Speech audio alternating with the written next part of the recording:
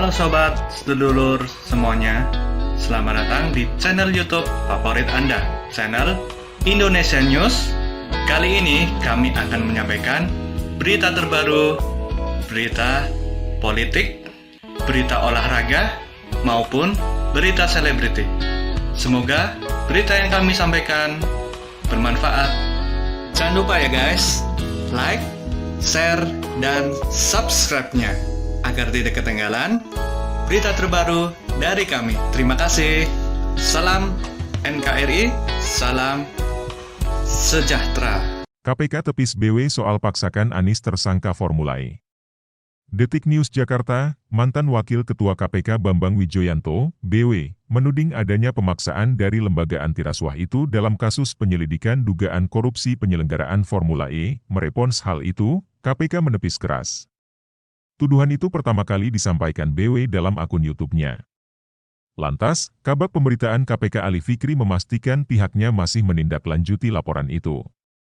KPK memastikan untuk tetap fokus menindaklanjutinya sesuai dengan ketentuan hukum, serta tugas dan kewenangannya berdasar undang-undang, kata Kabag Pemberitaan KPK Ali Fikri kepada wartawan, Senin, 2 Januari 2023.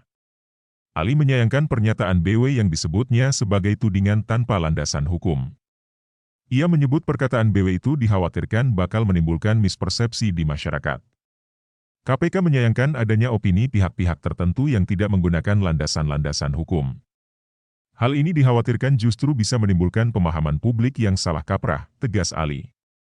Sebelumnya, BW menyentil lembaga antirasuah itu terkait isu proses penegakan hukum yang berbeda di lembaga antirasuah itu.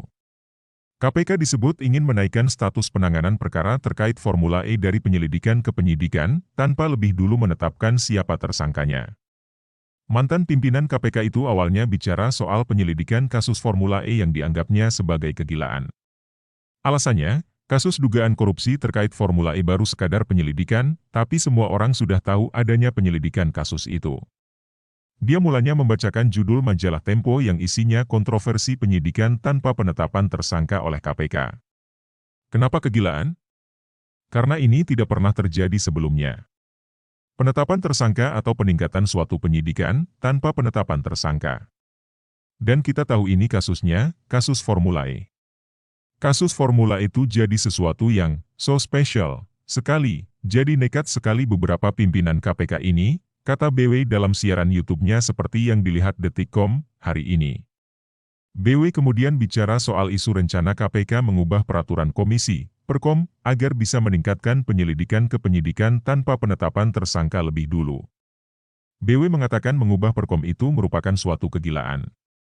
Kalau Perkom KPK diubah supaya kemudian ketentuan untuk meningkatkan tahapan pemeriksaan ini tanpa tersangka, ini lebih gila betul. Maka, kemudian, bagaimana mungkin untuk menempatkan Anies sebagai tersangka? Kemudian perlu dibuat satu Perkom yang diubah sedemikian rupa, ini luar biasa sekali. Kita sedang melakukan demonstrasi kejahatan yang menurut sebagian kalangan ini pantas dikualifikasikan tidak lazim, jelas dia. BW menyebut perubahan Perkom itu sangat bertentangan dengan Undang-Undang KPK Pasal 44 Ayat 2. Padahal, pasal tersebut tidak pernah diubah.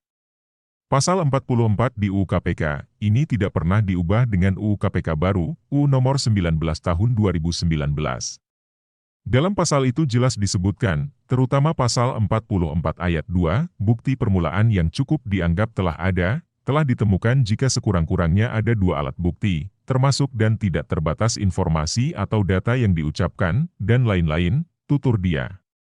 Bagaimana mungkin ditemukan, ditetapkan, dinaikkan, status kepenyidikan, tapi kemudian tersangka belum ditemukan? Ini tindak pidana korupsi yang punya kekhususan. Jadi, lagi-lagi sebenarnya kalau itu dilakukan, Perkom itu jelas sangat melanggar UU KPK yang harusnya jadi rujukan dan penjuru dari seluruh Perkomnya KPK, tambah BW. BW menuding pimpinan KPK tak lagi bersungguh-sungguh dalam menegakkan hukum. Dia menuding KPK tengah mempertontonkan pelanggaran hukum. Dengan begitu, pimpinan KPK sebagiannya tidak lagi bisa berlindung bahwa mereka ingin sungguh-sungguh menegakkan aturan, tidak mencari-cari kesalahan.